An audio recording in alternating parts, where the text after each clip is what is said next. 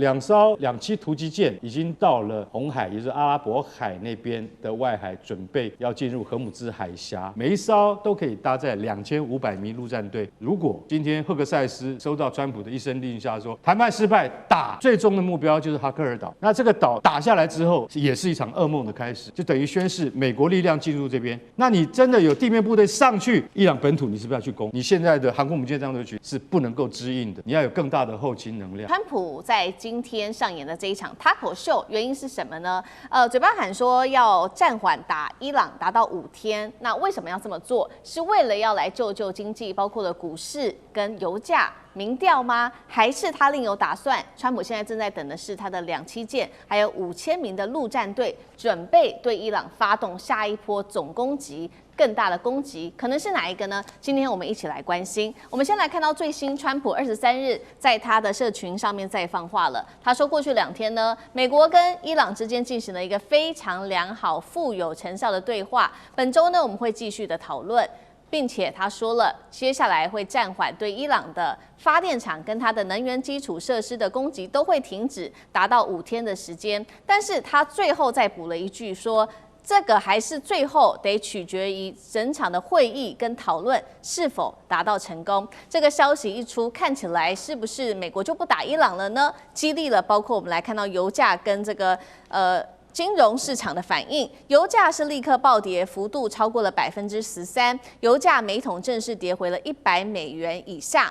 来看到股市的部分，道琼指数狂飙了631点，纳指同样是狂飙了299点。在这些金融市场反应完，还有川普的话说完之后，伊朗是立刻打脸了川普。看到伊朗怎么说？他说完全没有跟美方进行任何的沟通，也没有透过任何的中间人来做协商。伊朗说完之后，川普又在接话了。川普说呢，我不清楚伊朗在说什么。美伊，我们明明就是在昨天晚上有确切的进行会谈啊，这次将会达成协议。川普也说了，当时去跟伊朗交涉的人是美国的特使魏科夫跟他的女婿库许纳。那么我们也特别来看到专家分析了，为什么川普会频频的在这个此刻放出各种的好消息，其实有3个原因。先来看到第一个，就是要救救股市。确实，刚刚看到了股市，美国股市的部分是已经有所反应了。那么还有就是要压低油价。确实，这个油价有一度是压低，但是在伊朗否认了有跟川普通话之后，我们可以看到油价又再度的回涨哦。再来看到的是第2件事情，他们说川普啊，现在其实是在为自己争取时间，等待的就是从亚洲这边过去的两栖攻击舰，还有5000名的陆战队，等着他们登陆到中东的时候，才会来做两栖登陆跟远程打击，来攻击伊朗。这个是后面川普等到这些武器到了之后才会做的事。另外，来自于最新的媒体报道消息，美国现在正在加速的增兵中东，尤其现在正在研拟的是登陆夺下伊朗的石油命脉。我们讨论非常多的哈克岛。第3件事情，现在川普还暗中扶植伊朗的议长，希望透过议长让他上位，有美国的这个影子在这当中。所以节目一开始我们也来特别关心，其实呢，我们也提到了川普多次的他口嘛，过去也有非常多次的经验。首先我们来看到的是，他多次的警告伊朗会面临前所未有的打击，但是最后就是空袭一下，还有有限的反击而已，被人家笑说你是在他口吧。第2件事情，他也曾经对伊朗画了很多红线啊，声称说你如果触碰到底线，我会报复。结果几乎是没有任何的升级行动。那么节目一开始要特别请教干哥怎么看，我们就来假设说，这一次以军事来说，川普是为了在预做准备，等两栖攻击舰跟这个陆战队到了要做攻击的话，那他的战术会是什么？他又会如何做反击？我们看到川普他讲话我跟你讲，从来不必打草稿，你知道吗？我们跟伊朗有非常重大的进展，你知道吗？非常有利的谈判，利器的利，代表什么？代表说真的跟伊朗这几天来有重大共识，所以我延缓5天，延缓5天干什么？对哈格尔岛有这个重大的伊朗的能源设施发动准军事攻击。哇，那这个新闻一出来，就代表什么？代表利多嘛，一利多，那开始油价喜三温暖，股市也跟着喜三温暖。油价你知道，北海布伦特原油本来是100块，对不对？1桶，结果一听消息大好，油价跌了13%，变成87块美元一桶啊。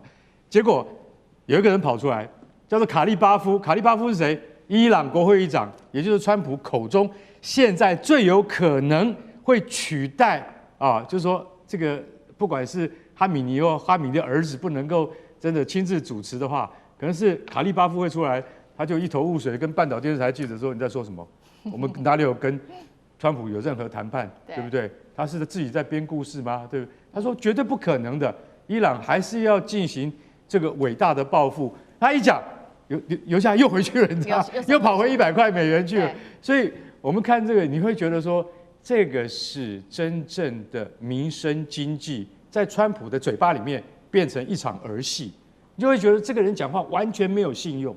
但是我们也快要反过来看，因为我们特别注意你的军事行动是怎么在做的，但这方面是属于比较认真的东西。那2艘那个就是2栖突击舰啊，已经到了红海，也就是阿拉伯海那边的外海，准备要进入荷姆兹海峡。这2艘船要特别介绍一下，他们就是闪电航母。什么叫闪电航母呢？闪电航母就不是真正的航母，它只是搭载着闪电战斗机的航母，也就是 F-35。也就是说，这个是美国在因应他们的航空母舰战斗群。可能不如在冷战时期还有那么多组的情况之下，美国国会、美国宪法规定，你一定要有11个航空母舰战斗群。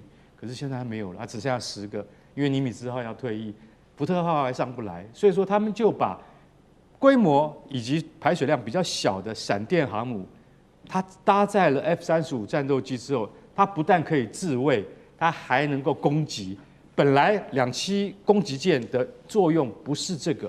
他们是负责搭载陆战队的，每一艘都可以搭载2500名陆战队。我现在讲2500人，你会觉得说，哎，对啊，我们坐邮轮也是2500人啊。对不起，它上面还要载很多重武器跟重装备，因此4万吨的2栖突击舰，它就必须要带上2500名陆战队员。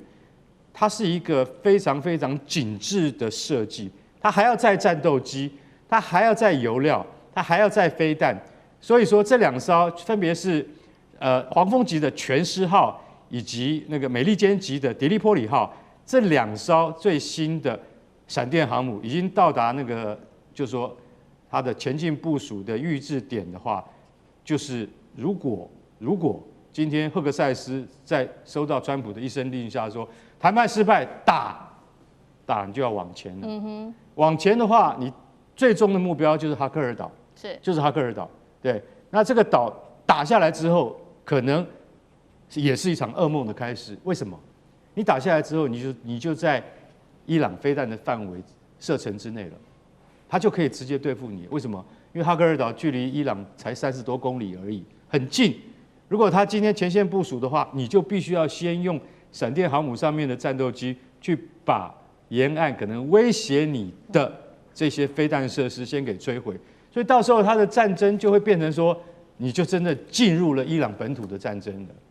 那这些陆战队他登上了哈克尔岛之后，就等于宣示美国力量进入这边。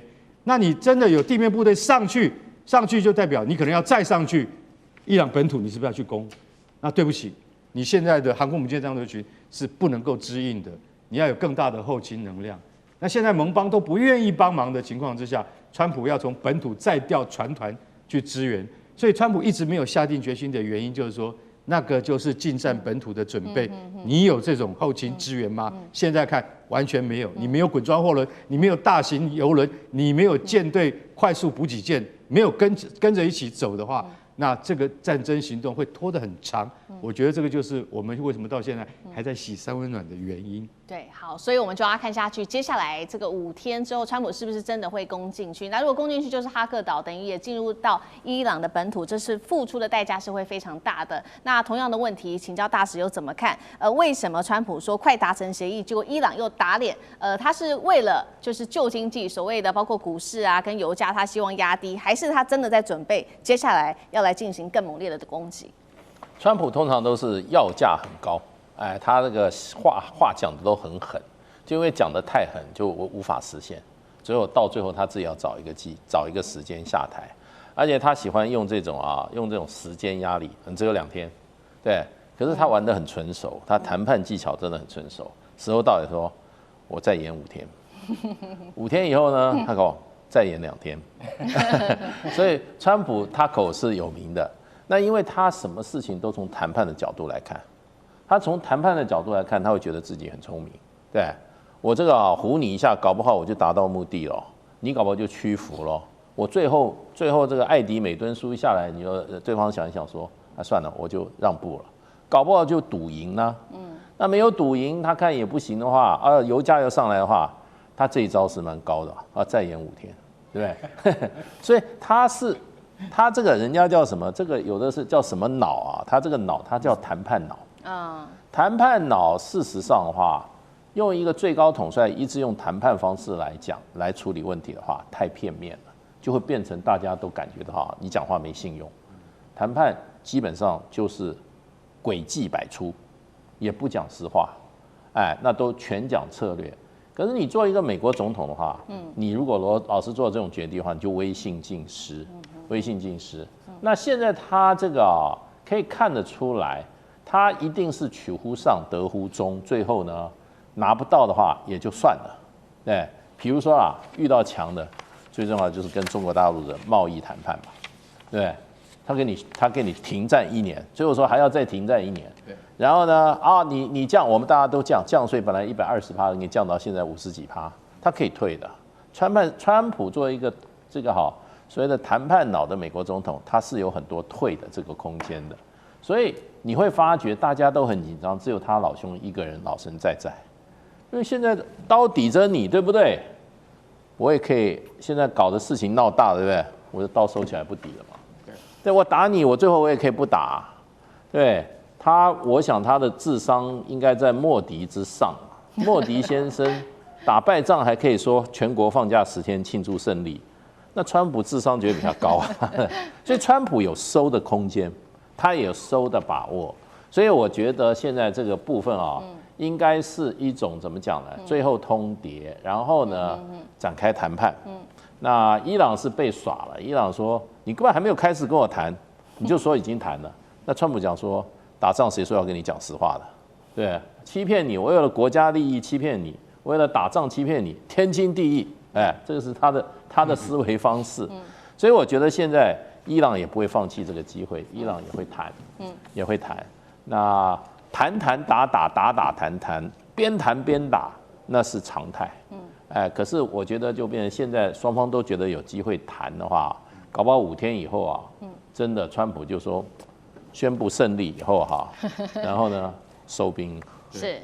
好，那现在的关键就是说，那川普下了最后的通牒，但是美伊提出来的各种条件，双方能够达成共识吗？因为看起来里面是有一些项目，双方是很难达成共识的。其中我们来看到几个，先看伊朗他提出的要求，必须彻底的结束战争，那美国撤军，并且关闭中东所有的美军基地，还有赔偿战争所造成的损失，这是来自于伊朗。那我们来看到美国说，伊朗必须停止核计划，拆除浓缩铀的核设施，还有撤销限制弹道飞弹的计划，停止支援代理人战争。现在看起来的停战条件有可能吗？另外就是刚刚我们特别提到的，川普现在是否要扶植这位伊朗的议长上位，来介入在伊朗的政权当中？上次哥怎么看？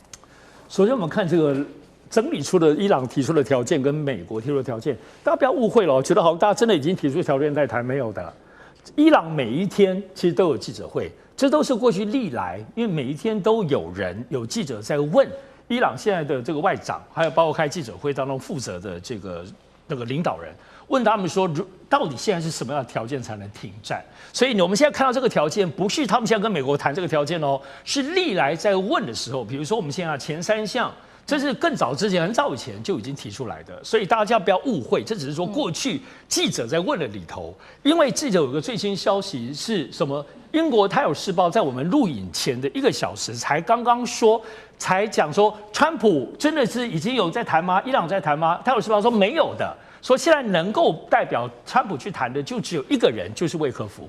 那么魏克夫他说现在根本没有任何的管道能够伊朗谈，而他正在寻求透过巴基斯坦，而且没一撇，巴基斯坦也没答应，伊朗也没有答应哈。所以真正我们要看的部分，谁能够代表川普去谈，其实也没有太多。我们这个电视场当中讲说库许纳更不可能，因为库许纳已经被公认知道，他就是影响川普在当时决定开战的那个人，而且就是斩首行动当中推动的那个人。我觉得库许纳如果没有被伊朗视为非要把他杀掉不可，都不可能了。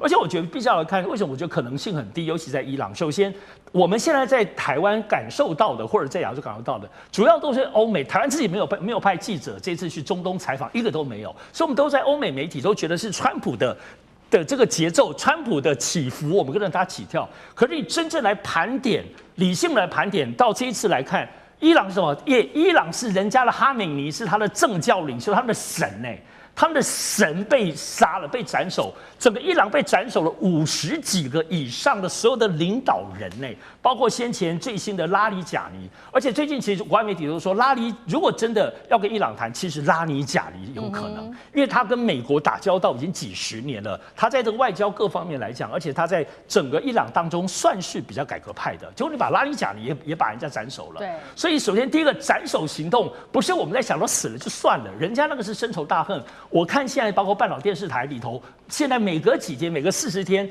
就在为他们纪念的这个仪式，是几万人在德黑兰的街头在为他们悼念，这个都没有停的。所以第二个部分我讲说，现任的领导当中怎么会轮到这个议长呢？而且不是暗中吗？暗中为什么媒体都报道出来？所以人家当事者都说没有，就没有我啊！而且都现在讲说都知道怎么样也要穆吉塔巴吧，人家是现在新任的神新任的政教领袖，而且拉里贾尼结束之后，谁是真正的能够取代的，还要看穆吉塔巴指定谁。如果没有出来之前不知道的，而且大家千万不要小看了，现在不是川普要不要停？伊朗现在跟以色列之间，他们的这场战争是几十年、上百年，有延续的一点宗教战争。最近在国际舆论当中，学者在分析，这里头我们包含他们自己本身所谓的末日，也就是说，大家互相要把对方置对方于死地，对以色列于死地，以色列要伊朗于死地。这个不是现在这种我们看到国际政治、财经的这样子的元素而已，它深层的这种宗教仇恨，末日要达到末日的这个宗教的目的，可能是在有更深层。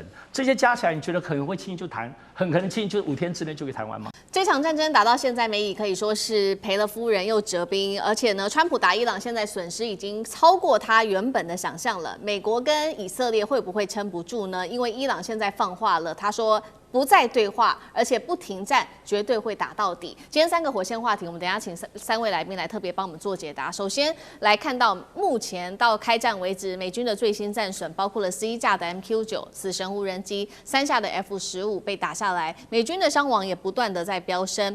另外，花费也正式的不断的飙高，美国还能够撑多久？美伊谁会先撑不下去？第二个我们会来关心到是川普口口声声说伊朗想要谈，却在谈判期间，大家还记得吗？他当时就直接突袭了，做这个针对于哈米尼跟伊朗的军事高层的斩首行动。伊朗这一次还会相信美国跟以色列，还是会求和吗？这个是第二个问题，我们会来看。最后，我们今天会来关心到是以色列严格的封锁了战况跟他的飞弹的攻击伤亡数目，不让这些数字给自己内部的人民知道。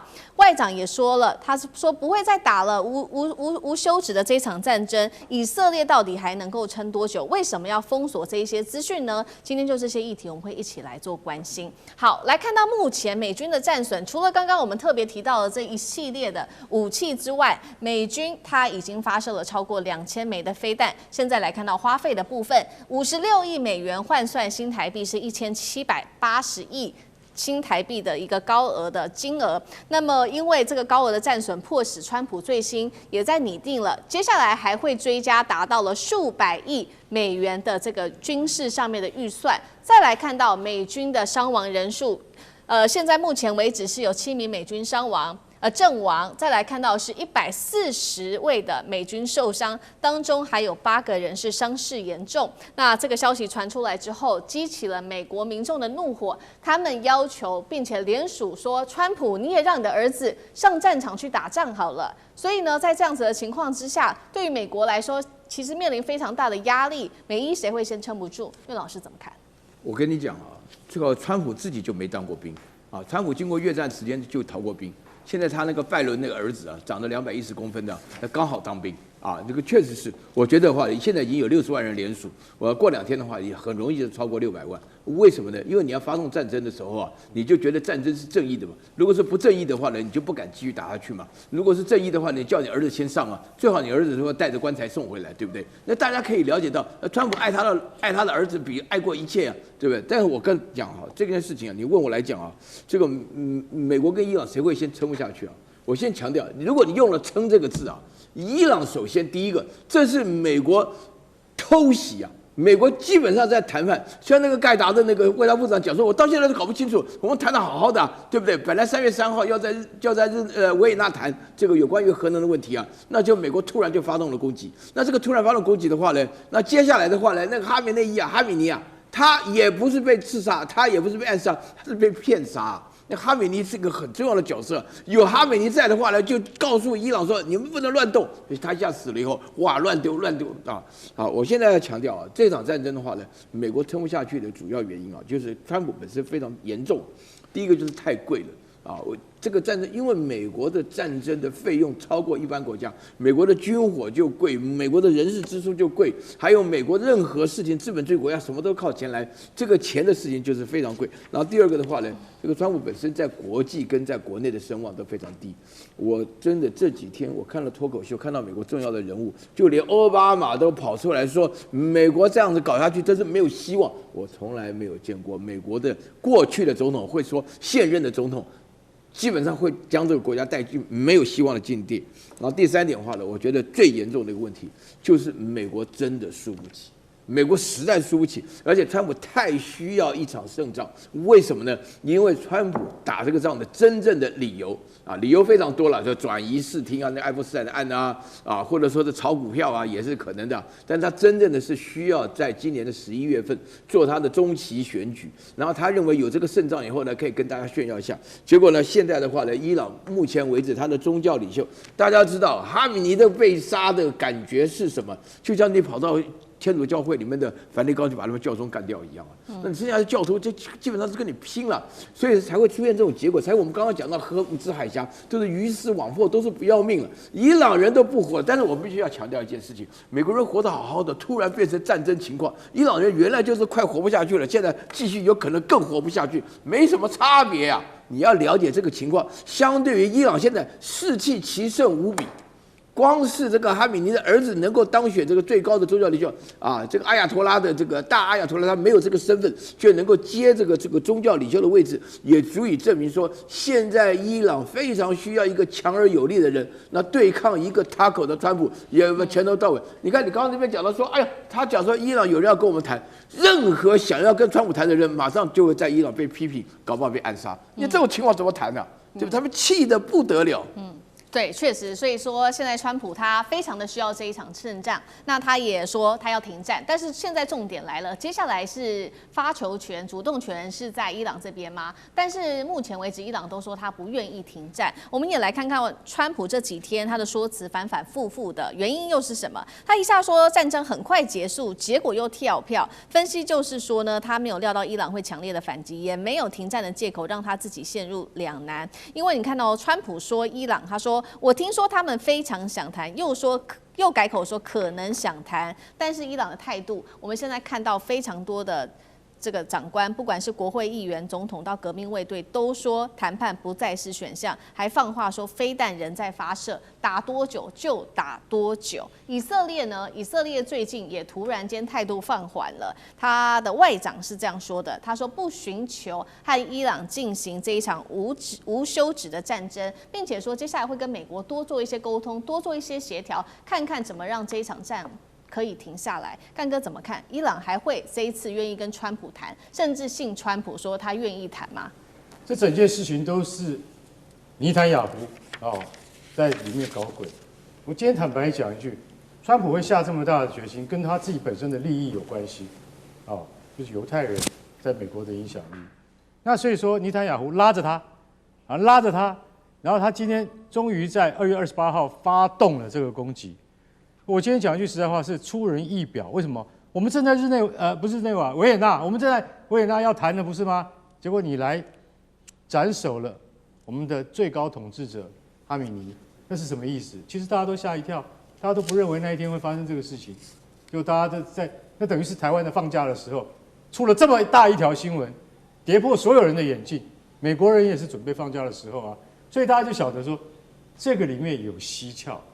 我今天必须要讲，你斩首了哈米尼之后，他的儿子穆吉塔巴上任之后，他并没有达到川普可以马上看得到，就是说我们打开外交途径吧。照理讲应该是这样，为什么？因为打开外交途径可以让我伊朗免于灭顶之灾，至少我们走上谈判桌了。你要谈什么，我可以虚与委蛇，但是你不要再攻击我，应该是这样。他反而会造成了更多他们从内部发出去的反击力量，代表说伊朗不是那么容易屈服的。波斯民族哦，说句实在话，他在大流士时代哦，你就晓得他非常能征善战。虽然现在的国力不像几百年前那样，但是你要他们投降，我觉得那是绝对不可能的。美国现在我觉得陷入一个两难的境地是什么？就是接下来你要做什么？接下来你一定要有步骤，也就是说，照理讲，我们打完了之后就应该，因为是现代战争不比4年前的俄乌战争，现在真的非常烧钱。大家知道，光是爱国者飞弹烧掉3个营啊，那3个营价值多少？你知道一个营价值多少吗？一个营就价值差不多10亿美金的，3个营就烧掉30亿美金。所以为什么会有出来了56亿美元的战争费？啊，美方发射超过2000枚飞弹，这里面包括绝大多数是战斧巡弋飞弹，因为它针对了1000多个目标，听说是1250个目标。这里面就算不是全部都是战斧巡弋飞弹，也有绝大部分是。那你要知道，这些飞弹都很贵，所以在这种情况之下，你又重演了当年在波斯湾战争之中。消耗库存像倾泻而下的水龙头一样这么快。我讲句实在话，接下来没有实质占领，你就没有继续再打这场仗的本钱。而以色列非常清楚，他没有进行地面战的能力，因为以色列国防军要顾的是整个面向，他不可能抽调部队来进攻伊朗本土。进攻伊朗本土，你要先经过伊拉克，伊拉克答不答应还是一个问题。然后你经过伊拉克之后，你进到伊朗本土的时候，你会遇到革命卫队的精锐。在这个情况底下，如果以色列不出兵，也没有办法出兵，光靠美国一个人出兵来要从这个地面上进行突破的话，其实是很难的。我觉得他当初这场战争的正当性就不够，所以现在你要再叫欧盟来出兵来帮忙缓解美军的压力的话，那是不太可能的。所以美军打到一个阶段的话，就应该。就是什么知难而退，你先退回来，寻求国际谈判。我觉得这对川普的脸上的面子会比较挂得住。好，这场战争对于美国来说其实是太烧成本、太花钱，而且出动的是人力哦。现在想停不下来吗？那以色列呢？以色列是不是也想要停战了呢？我们看到他从开战开始就针对国内开始封锁各种的消息，这当中包括他们自己的战损或者是伤亡人数等等。原因是什么？聂老师怎么看？再来就是说，他们的外长说不打算跟伊朗进行这种无休止的战争，原因又是什么？他为什么要这样说？OK， 非常清楚，只要战争一爆发，两边伤亡都一定出现的。但是我们现在看到的媒体，可能都是西方媒体，也就是美国主导的媒体为主。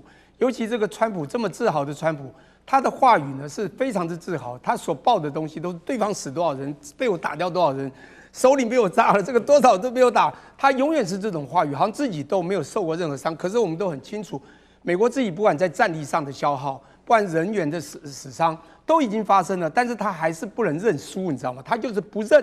我觉得这是一个很大的问题，大家必须要了解一下伊朗是什么样的国家，大家还是要清楚。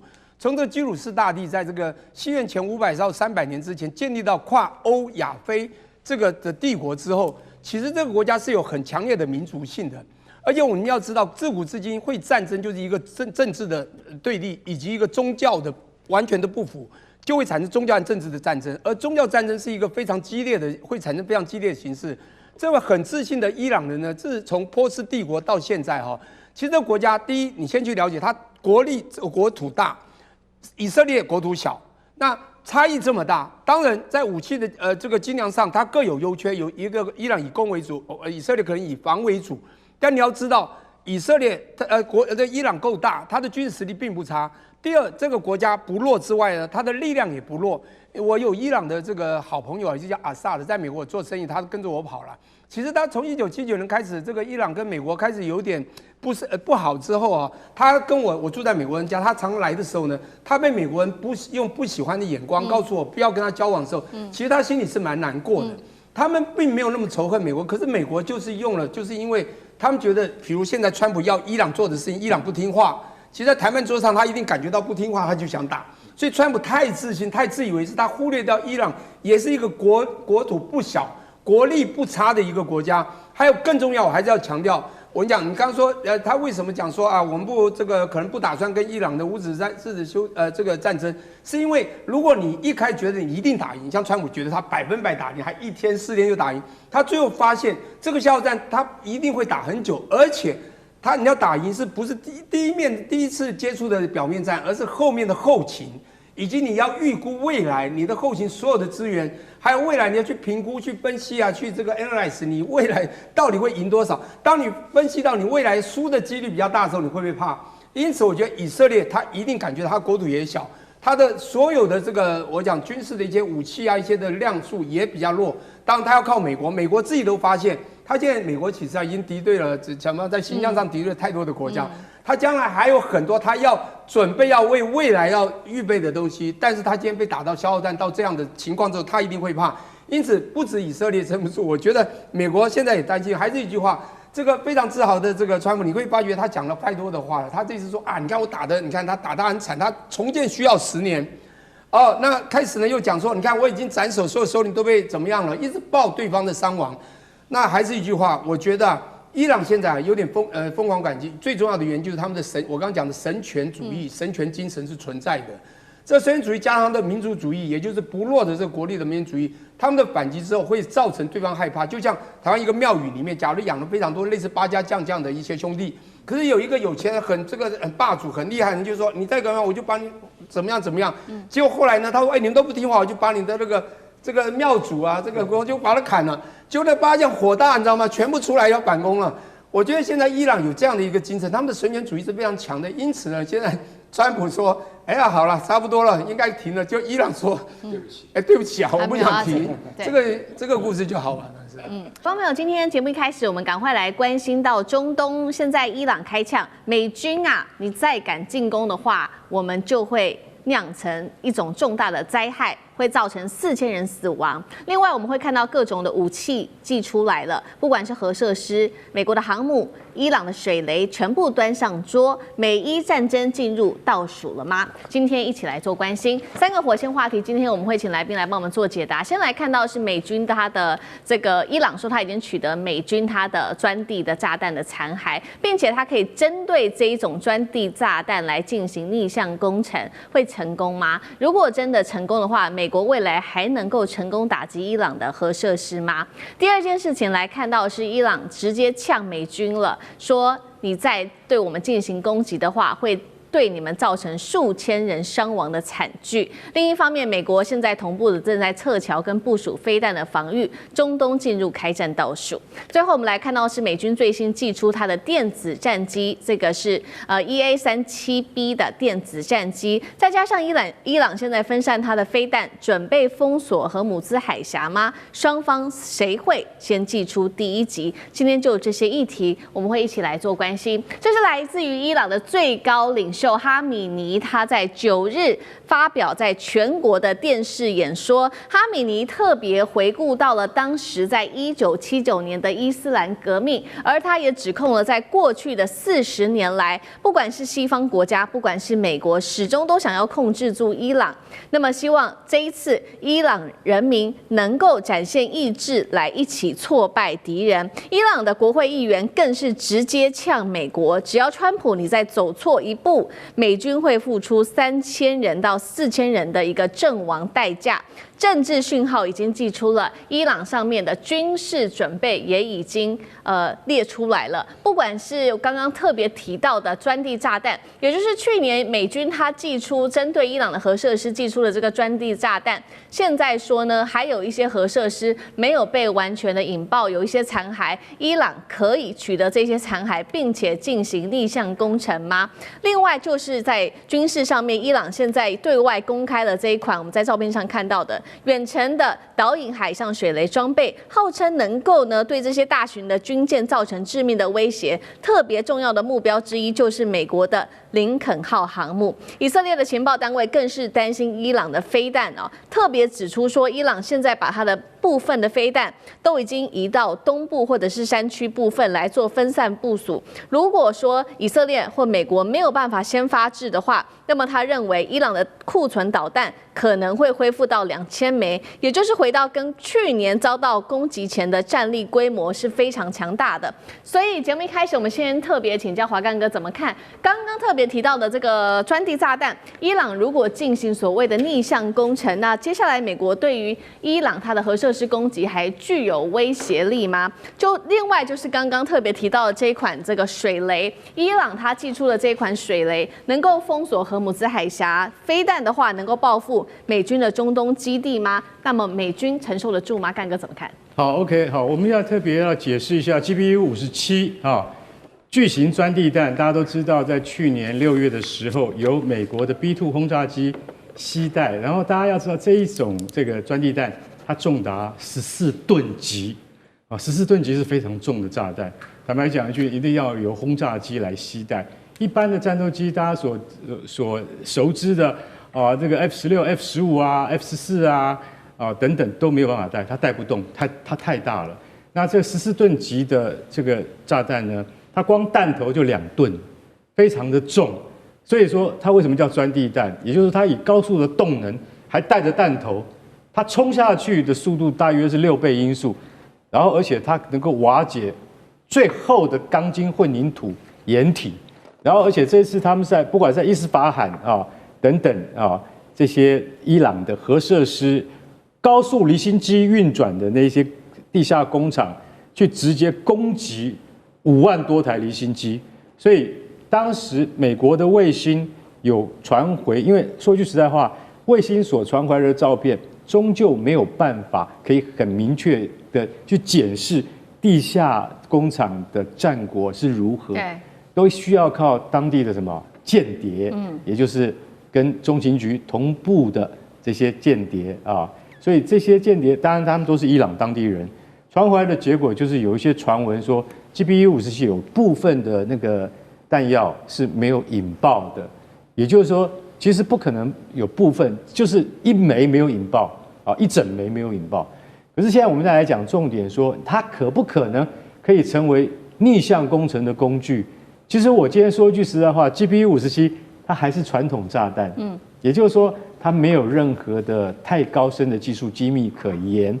就算你逆向工程回去造了一个这么大一样的炸弹，因为你知道它的绰号叫什么吗 ？GBU-57它的绰号叫做炸弹之祖，祖父的祖。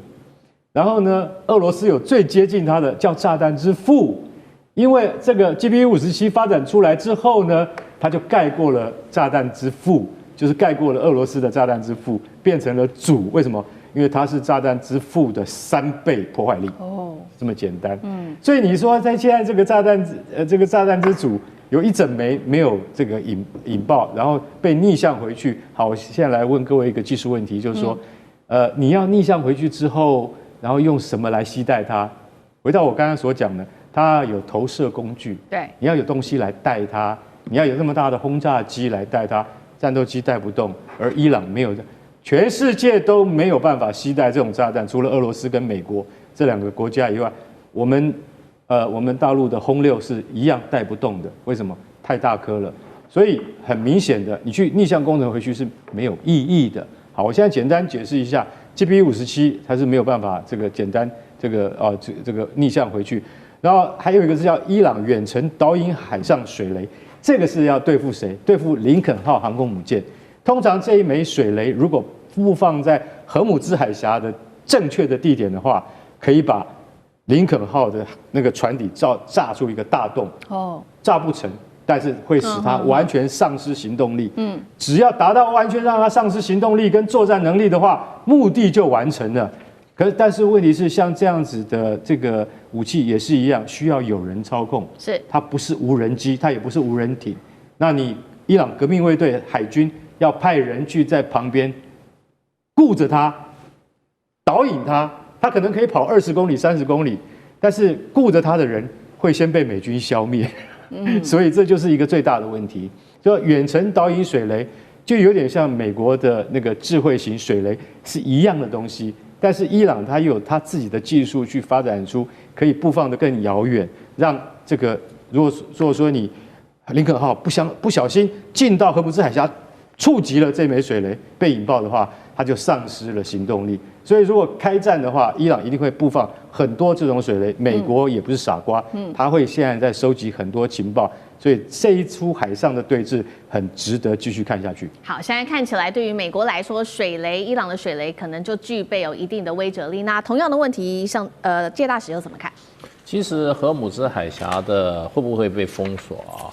这个是各界都在密切关注，而且在分析它的利弊。那么基本上，如果荷姆斯海峡因为战争关系被封锁啊，事实上它是一个双输。也是多输的局面，美国也输，伊朗也输。那接着呢，沙特、阿联酋、伊拉克、卡达尔、科威特这些石油透过这个荷姆斯海峡输出的国家也都输。对，那这里面可能输的最多是伊朗本身，因为伊朗本身80%的石油要靠荷姆斯海峡输出，还有中国大陆的石油，40%从这里出。那这个多输甚至还包括全世界国家，为什么？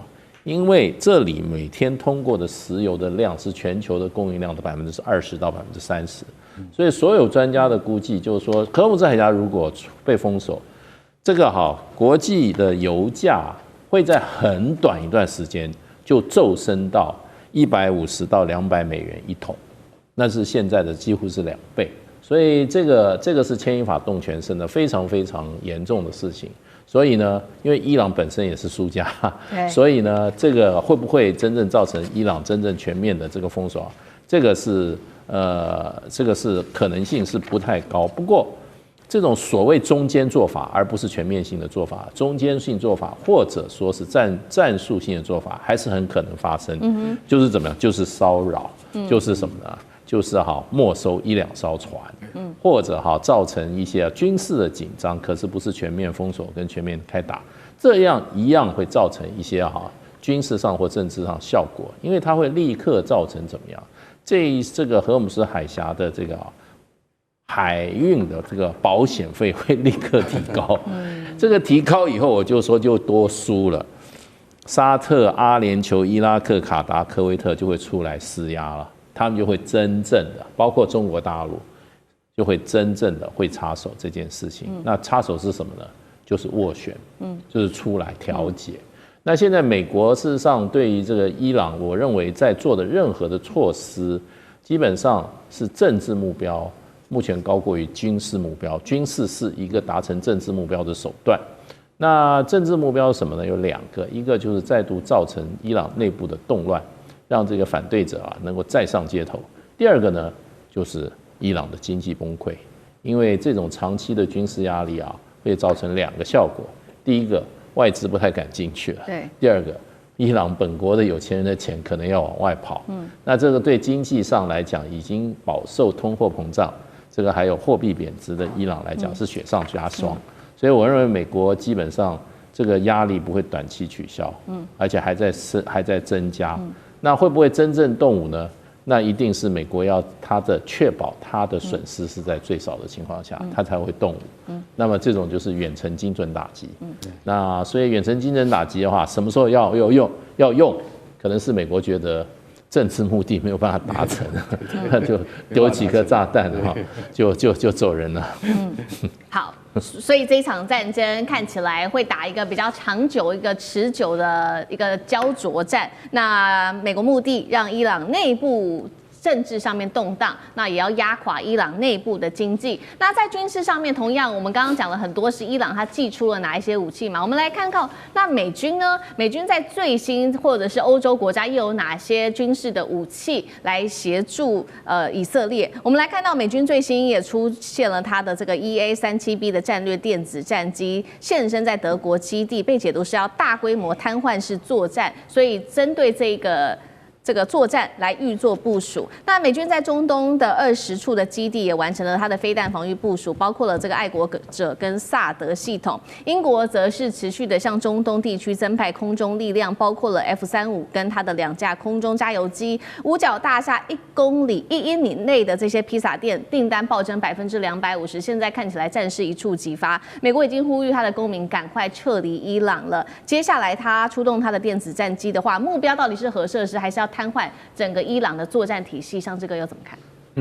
在这次伊朗那边出现了美国的 EA-37B 的这个电子战机，然后这个电子战机其实之所以受瞩目，而且认为指标性，主要是因为先前委内瑞拉在当时攻打的时候，为什么全部都失效？大家就怀疑有可能是这个 EA-37B。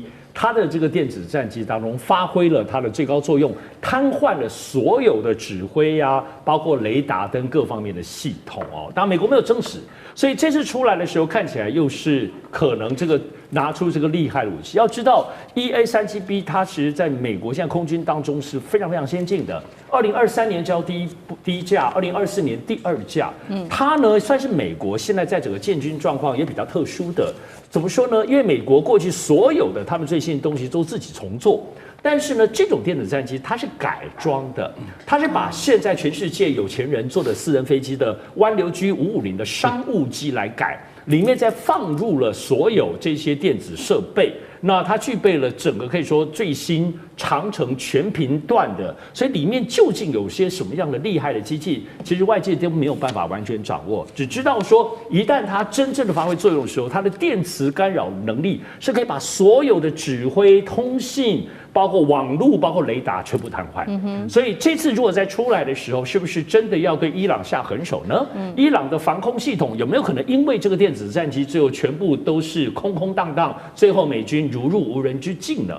当然，我们觉得现在看到很招出来了。但我们相信，其实美国在过去，不要说跟全世界，过去跟伊朗已经有非常多往来在军事方面的经验。